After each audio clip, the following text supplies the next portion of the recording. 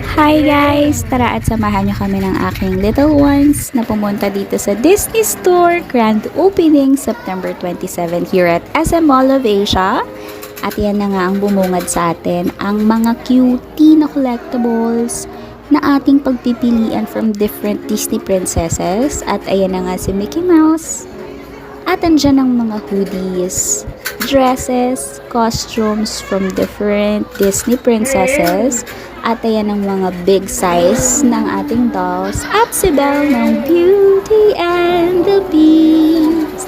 Siyempre, hindi mawawala ang mga paborito ng mga little kids. Ayan, si Iron Man. At siyempre, si Spider-Man.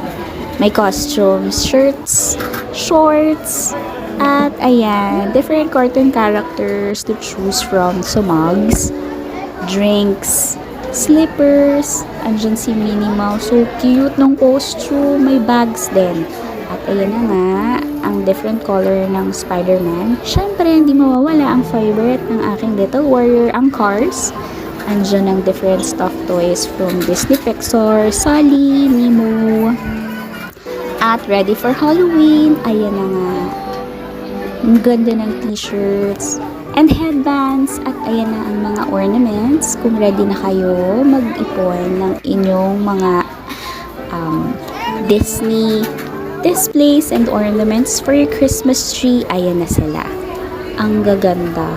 Promise, ang dami ng pagpipilian. Hindi talaga magsasawa ang mata ninyo. Super gaganda at very affordable at it's very good ang product niya. Matibay ang kanilang mga product, guys. At meron na nga akong napili. Mag-uumpisa na tayong mag-ipon para sa ating Christmas tree design Disney. At andito na nga si Elsa. Let it go! At ayun na nga, andito rin si Olaf. Ang cutie!